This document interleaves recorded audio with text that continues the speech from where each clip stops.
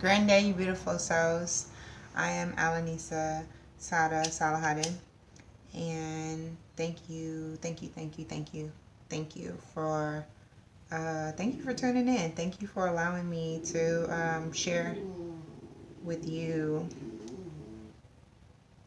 Get that Palo Santos going. But thank you for allowing me to share with you. I really plan to be more consistent with these videos because I feel like there's a lot of information that needs to be shared. And so I appreciate you. I appreciate you vibrationally. I appreciate you physically for taking time out to watch and to possibly build yourself a better interpersonal relationship, because I now realize too that a lot of people are expanding, and it's not on a physical level anymore. It's actually on an interpersonal level. And so this platform that I'm building is definitely one to help you one to help you basically expand more consistently on an interpersonal level. And so I'm grateful, Shukran, for allowing me to support you on that journey. And so today I actually wanted to come on and share with you guys just some little some things that I've gathered and I've come to understand profoundly about just spiritual maturity.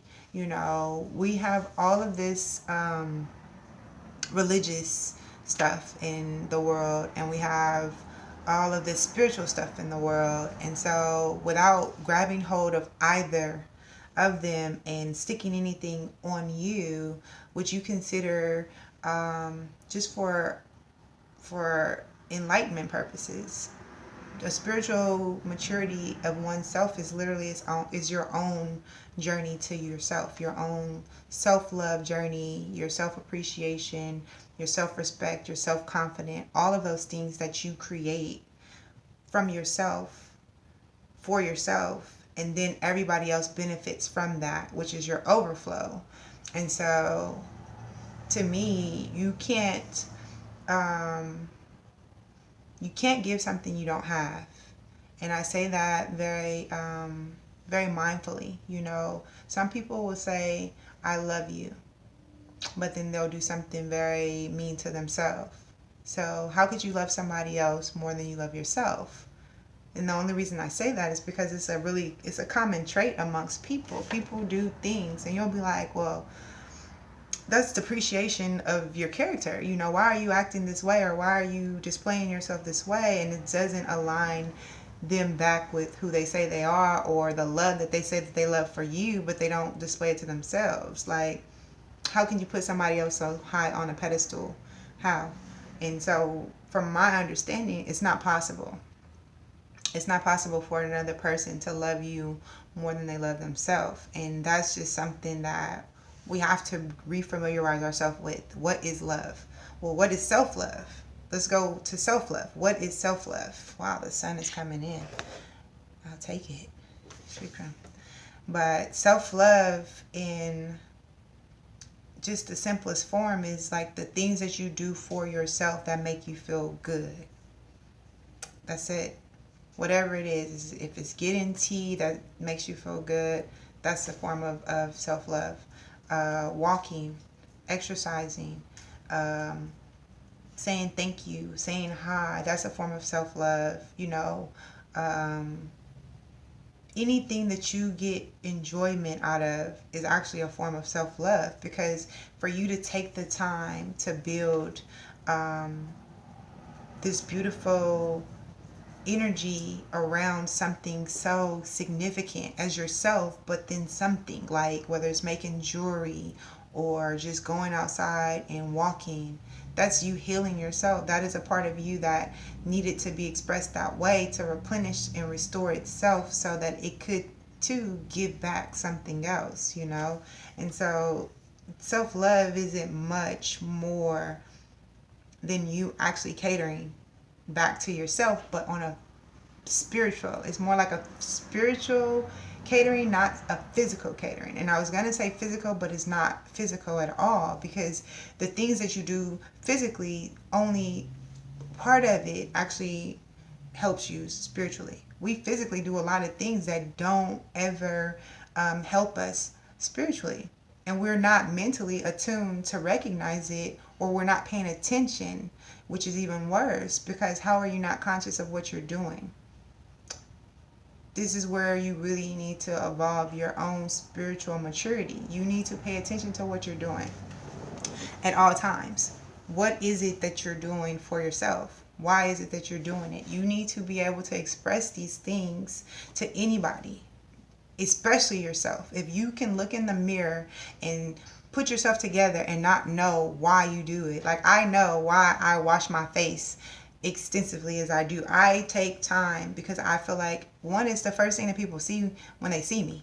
So why would I spend 6 hours scrubbing my back when they gonna see my face first? Like, people don't think about that. Your hygiene routine, the way you care for yourself, the time that you take to put into yourself. I do yoga almost every day. I was up to like twice a day, but then it hurts too. I love myself, but I mean, you know, there's a fine line between self-love and torture. So, and shout out to everybody who rocks lace fronts. That's just a whole nother level that I'm not even going to dive into that. But if you love it for you, I love it for you. But for me, that's not one of those things. However, on an unconditional level, I do things for myself unconditionally, hands down, non-negotiable. That is what I do for myself. And then from that beautiful energy that I create to do it for myself, I also encourage other people to do it. I also love other people. I also do it for other people. You know, I'm not one to brag about anything that I've accomplished, but I love to love other people. Like, I'm really good at loving people. I went to massage therapy school very early in my life. And so I've been a healer. To me, I've been a healer all my life. Let me just say that. I've been a healer all my life. But I went to massage therapy school when I was 19 or 20. And so I've been a massage therapist now for like, let's just say 10 plus years. And it's been a beautiful journey, not just being a massage therapist, but being a healer, like learning different modalities of healing. Because people look at massage like this pampering thing. No, it's really a healing tool. It's really a healing modality. And there's so many different ways to do it. Acupressure, acupuncture, trigger point, reflexology. You know, there's all these beautiful elements and parts and components to us, you know, hot stones and aromatherapies and all those things. You do that to yourself and then do it to someone else, it feels way better. Like, me taking time and experiencing those things as myself for myself, and then understanding why I do it for myself when I give it to someone else, I feel that much better about sharing it.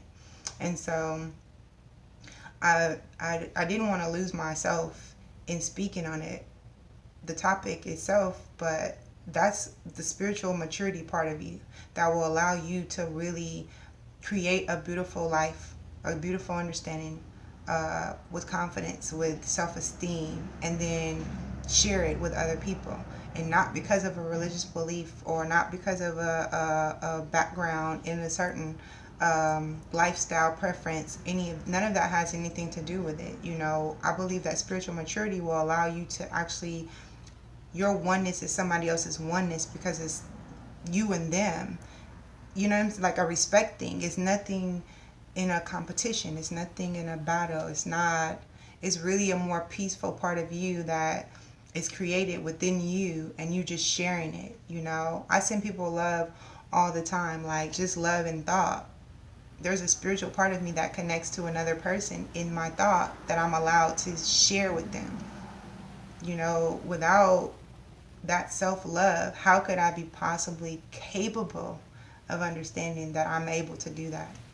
Because I sit down and I take time and I show myself love, you know. And so, aside from the things ritualistically you can do to make sure that you're replenishing and you create a routine and you have a system going, aside from that, the number one thing to show that you're developing a spiritual maturity or even a presence in a spiritual form is how you treat yourself.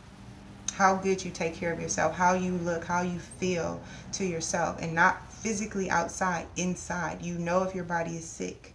You know if your stomach is well. You know if your heart is heavy. You know if you have all this emotion and stuff.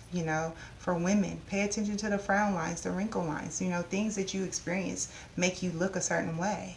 Why are you feeling that way? Look at your face. If your face is saying, I'm miserable, and you ain't figured out what you're miserably carrying around with you. Remember Bag Lady, Erykah Badu's song, Bag Lady? That was something emotionally that she was carrying and that she was experiencing that she hadn't let go, she hadn't separated herself from, and lugging it from one place to another, from one place to another. And we do that. Men, the same thing.